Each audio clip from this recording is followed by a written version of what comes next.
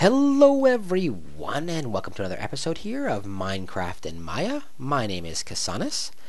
In this episode we're going to take a look at something that a lot of you have been asking me about, and that's lighting. You guys have your character finished and now you're interested in making a thumbnail or some kind of image and you want to light your scene. So we're going to take a look at that today. We're going to take a look at basic lighting within Maya, the different light types within Maya. Then we're going to take a look at a very simplistic method of lighting called three-point lighting. Now it's a basic studio lighting. There's no real way to light a scene. Let me start with that. There's no real way to light a scene. Basically, if it looks good to you, then you've done it right. If it looks bad, then you've probably lit your scene incorrectly.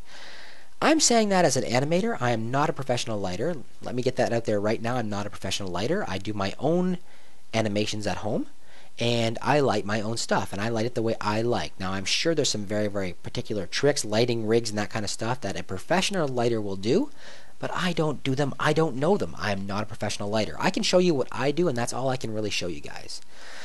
Okay, so that said, no right way, no wrong way. If it looks good, you've done it right.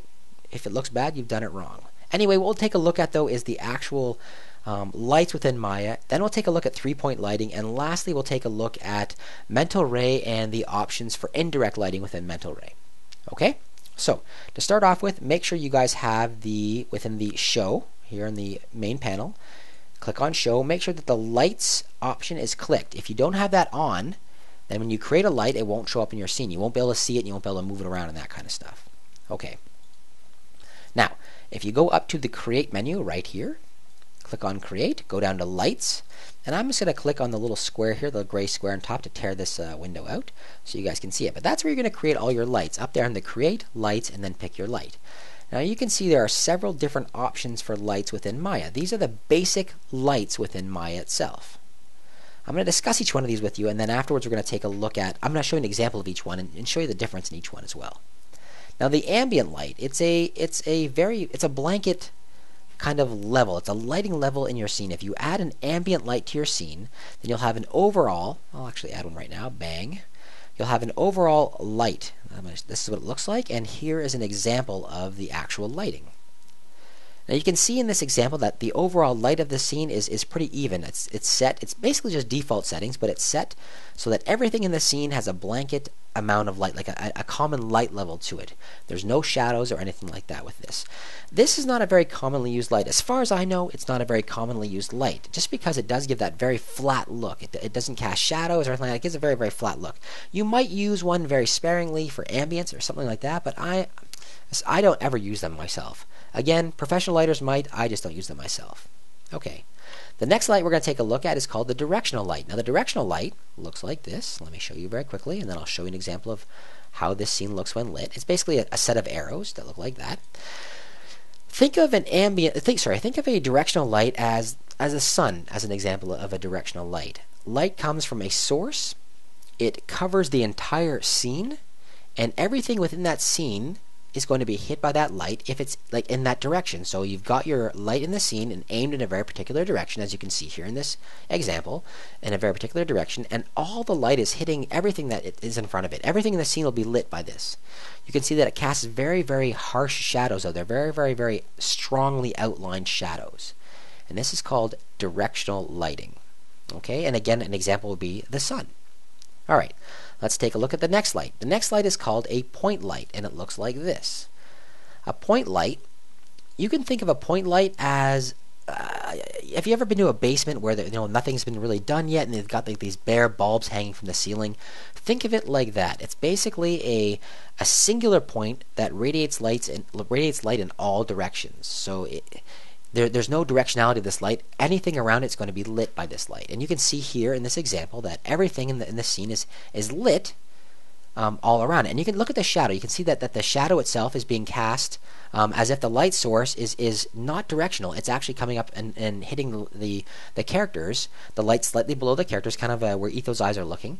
It's hitting the character like that. So you can see the lights are being shot on the back, or sorry, the shadows are being cast in the back as well. So there's no direction to this light at all. It's just kind of like emitting it in all directions.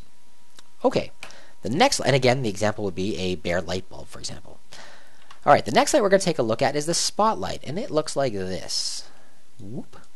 And the spotlight itself is exactly like you'd see on a stage where they're trying to shine a light on an actor. Here's an example. You can see that there's a cone now. So basically, like there's a light ring around the characters. And again, we've got our shadows coming in, and the light is obviously directional because of the shadows on the ground. So basically, the way this light works is there's a singular point that emits light in a singular direction, and as it spreads out in a cone shape. So you can see it like just by the light on the ground that it's made a large ring. And if I move this farther away from the characters or closer to them, then there'll be a more concentrated or a wider ring of light. So it's basically a spotlight. It's basically a singular point that, as it moves away from the light source, the lighting area gets larger and larger and larger, forming a cone. Okay, let's take a look at the next light. The next one is called an area light. Now, an area light is very interesting, and it's what I use most of the time. An area light is directly affected by its actual size, its actual scale. Now, this is what it looks like. I'll just show you a quick example. That's what it looks like right there. It's a square, and light is emitted from that entire square. Now, here's an example of the lighting itself. Now, depending on how much I've scaled this up, it's going to be more light or less light within the scene. It is directly affected, the amount of light in the scene is directly affected by the scale value of this object. So if it's small to begin with, then it's going to cast a small amount of light. As I make it larger and larger and larger, it's going to cast more and more light. That is one way of directly affecting the amount of light within your scene. There's other ways as well, which we'll take a look at in a little bit, but that is one way of directly affecting the light within your scene. This light I really enjoyed just simply because it makes nice soft shadows, which in this render look really crappy, but that's because I haven't actually adjusted them in any way, and we'll talk about adjusting shadows in a little bit. But yeah, that's what this light is. Now, this is the one that I prefer to use over the rest of them. It gives a good directional light value, and it's fairly easy to control, fairly easy to manipulate. Okay. Now let's take a look. Our last light that we're going to take a look at in this is called the volume light. The volume light is also affected by its scale. Let me just move this into position here. Boom, boom, boom, just so you guys can see it. Now basically all this light is a sphere. Let me go back to where we were, panels. Orthographic, perspective camera 1. It is a sphere, and the amount of light in the scene, the light itself is confined to that volume, to that sphere. So as I increase the value, let's say I make this 10 times bigger, then the amount of light in the scene is going to be increased, but it's still going to be contained within this volume. Now here's an example. And as you can see in this example, again, you can create shadows and everything else with this light, but you can see from this example that it's a point light, it's an emitted light, so there's no direction to it at all. Everything within that volume, within that sphere, is going to be lit, and anything outside of it is not going to be lit. But again, it is it's an omnidirectional light, I guess that's what it's called, and so basically it emits light photons in all directions. Okay, very much like the point light. However, this one here, you can control where the light is based on the volume of that sphere. By making it larger or smaller, you will encompass the area that you're going to have lighting in. Okay, so guys, that is the basic lighting. In the second part of this tutorial, we're going to take a look at 3-point lighting. Okay guys, we've got a basic 3-point lighting system set up here. Now, 3-point lighting is a very simplistic system. It's used in a lot of commercial photography as well as a lot of portraiture. And I'm showing it to you here not as an example of, oh, this is how you should light every scene, because that's not what I'm saying at all. All I'm doing is showing you guys how you might set up a scene with lights in it. That's all I'm trying to do in this situation. Like I said before, the best way to light your scene is the way that you think it makes it look best. Add the lights you think you need, and then afterwards, if you like it, render it out. But for now, we're going to take a look at a very commercialized lighting system. Okay, 3-point lighting. And as the name implies, it consists of 3 lights: a key light, a fill light, and a rim light. The key light, which in our situation is located right here, bang, points at, let me go panels, and we'll go look through selected. It points at the main subject of the scene. Now, I want people to kind of focus on Etho, and I want them to look at the beef doll, and generic pointing at the back is great too. I want him in there as well. But I want this to be the main light in the scene. I want it to be lit up along this area particularly. So here, if I go panels and I go to perspective camera 1, is my scene, and here's an example of what this light is going to make it look like. Just this light by itself. Okay, as you can see in this example, I've got a nice light falling on my main subjects. They're lit up well. They're lit up fairly well. You can see the beef doll, you can see Etho's face, and you can see Generic Bee in the background. That's really what I want you to focus on. Okay, back to Maya. Oh, actually, before we go back, back to Maya. What we're going to take a look at right here is the actual values. Now, I set this, and this is going to be completely dependent on your scene. I set this value intensity to 2. So I've got an intensity of 2 coming in from this key light. Now, taking a look at the fill light, which is the second one, if I go back to this view, the second one, I have the fill light pointing at about a 45-degree angle from the key light. And what it's basically used to do, let me go back to the original scene, perspective camera 1, what it's used to do is to fill in the harsh shadows that were created by the key light. Now the key light, because it was coming in from one direction, anything with only one light, and anything that's coming in from that opposite side is going to be in dark shadow. The fill light is used to get rid of those dark shadows and add light into the system, into the scene that's going to remove all those really dark, harsh shadows. Okay, so here's an example of just the fill light. And as you can see here, it is at about a 45-degree angle from where the original key light, and it is filling in really nicely the sides of their head. That's kind of what I was looking for. I want to make sure that the sides of their head are filled in slightly, and you can see that it's much darker than the original one. I've got it at half the intensity. It's at an intensity of 1, where the key light was originally at the intensity of 2. So it's about half the value. That, again, is a random number. It's a number I chose that I thought looked good. Okay? So that's basically what the fill light is supposed to do. Back to Maya. The last light we're going to take a look at, bang, is the rim light or backlight. I've heard it called a few different things. I normally call it the rim light. And basically, it's a stronger light. You can see it has an intensity of 5. So I had a key light 2, a fill light of 1, and an intensity 5 for the actual rim light. The job of the rim light, I'll go back to my panels and my camera 1, is to make sure there's a nice separation between the background and the characters themselves. So right along this area here, I want to make sure I've got a nice shine, a nice bright light that's going to pop it out from the background behind. So this area here is going to be darker, and I'm going to have a nice shine right along here. Let's take a look at an actual example with just the rim light on. Okay, you can see with the rim light on that I do have that nice shine. I've got a nice bright spot, and the whole thing is popping out of the background. That's what we're looking for. Back to Maya. Okay, so finally, with all 3 lights turned on together, we're going to get this effect.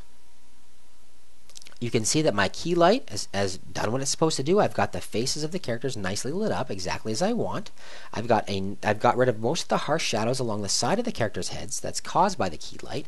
And lastly, the characters are being pulled out from the background by that nice rim light along the sides. Okay, guys, that is a simple 3-point lighting. It is, like I said, it's not exactly how you do everything. I'm not saying this is what you use in order to light your scenes. All I'm saying is this is an example of what you might do in order to light your scene properly. Okay, last thing we're going to look at in this video is the actual values that you can set within the lights themselves. Okay, and for that we're going to take a look at a area light. All right, we'll be right back. Okay, guys, we are back, and I've removed all the other lights except for the key light. I've kept that one, and we're going to take a look at the attributes involved in setting up this light. Maybe that's the first thing we should have looked at. I don't know. Maybe, but we didn't. So what we're going to take a look at now is the attributes that you'd look at when you're setting up the actual lighting system. So I've got the key light here, and I've got these values here set up. Now if we take a look, I'm currently in the attribute editor. You saw the original image from the key light when it was generated. We're in the attribute editor. I've got the key lights selected, and I've got the attribute editor up. Now, in this area here, I'm under key light shape, we can see the many different values we can actually set. First of all, we can change the color. So if I want to have a bluish light or a red light or whatever else I want, I can actually just come in here, right click, and then select the color of the lighting I want. Okay, if it's, maybe it's sunny out and you want to actually have this look like sunlight, maybe give it a kind of a yellowish tint, and you'd add kind of a bluish tint to your other ones to show the reflection of the sky, something like that. I'm not really sure. Whatever you're trying to do with your scene, you can set up the color here.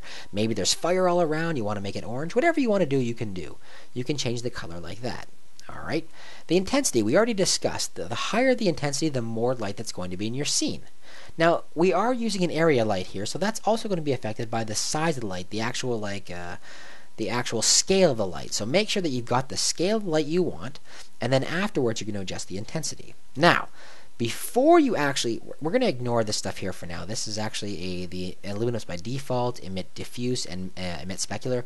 Let's ignore that for now. You guys should just leave those things checked. That's perfectly fine for now. That's a much more advanced lighting system than we're going to take a look at.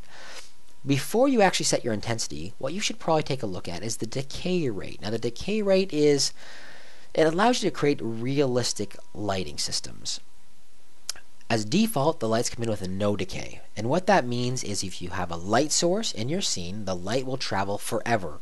It'll travel an infinite distance away from its source.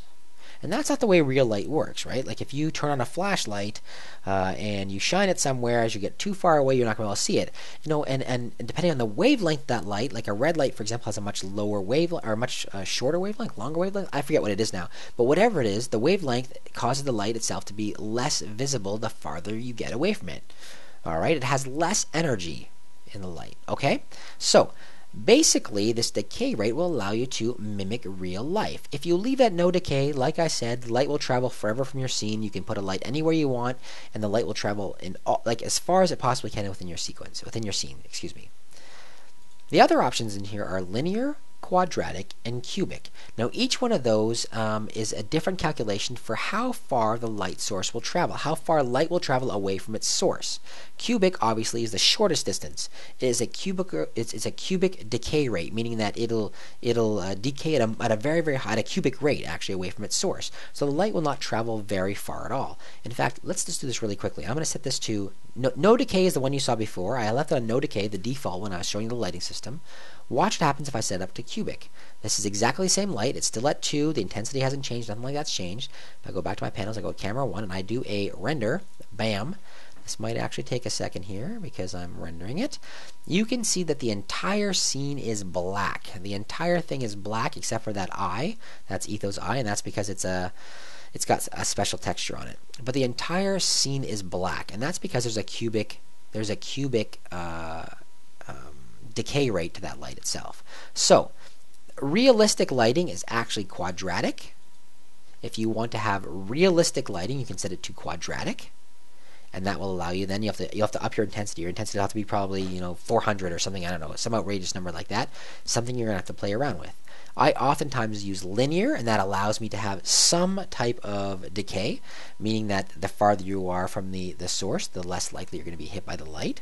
All right, I often use linear as mine. Quadratic, I just find to be it's realistic lighting, but I just find it to be it's just too much. It's just you have to pump up the values too high to light the scene properly. So I often use linear. In the examples I showed you earlier, I left it on no decay, and that's perfectly fine as well. You can leave it on no decay if that's what you want your system to look like. In fact, in the scene that I'm lighting here, it probably doesn't really matter, simply because I have no background or anything else in the scene. Right? It's just these two characters, so having no decay was perfectly fine. All right. Something else I want to take a look at is the different types of shadows. There are two types of shadows within the system. There are ray trace shadows, which I currently have on, and there are depth map shadows. Depth map shadows are not as accurate. They're not as clean as the ray trace shadows, but they are much, much, much faster to render. So if you are concerned about render time, you can use depth map shadows. That said, I definitely recommend ray tracing if you've got the time and the machine for it. Ray tracing allows for really, really attractive soft shadows. Okay, so here's an example of a ray traced shadow with the shadow rays set to 1. Now you can see in this example that the shadows are they're dirty. They look dirty. They're kind of they're not nice and clean and soft like you'd expect. Upping this value to, let's say, 20, bang bang, will make the shadows much cleaner and softer and nicer. Here's an example of what a ray trace shadow with 20 shadow rays look like. You can see here that we've lost a lot of that dirt, that grit that were in the shadows before. We've got nice, clean, and smooth shadows here. And that's really what you want to do. Now, there's a law of diminishing returns. As you increase this value, this shadow rays value, you increase your render time as well. So be careful. You're going to hit a point where you say it's no longer worth it. Try and find that point, and that's what you're going to use. If you're doing a single image for a thumbnail or a background or something like that, pump it up. Make it as high as you want. Make it look as clean as you want. At some point, you're not going to notice a difference anyway. But that said, play with that value until you find what you like. And then afterwards, render it out. Okay, guys? So that is basically what I wanted to show you. There's not really much more in the lighting that you need to know. Everything else is pretty much just trial and error. You're gonna go in, you're gonna play with these different values. I mean, there's a lot more stuff in here. There's a lot more stuff, and if we were going into a really in-depth lighting system, then we'd take a look at it. But we're not actually. We're just doing really simple lighting for simple animation. All right, guys. So I hope you guys enjoyed it. Basically, what you're gonna do is set up your lights the way you want them to, and you're gonna play around with these values until you get an attractive looking image, and afterwards you render it.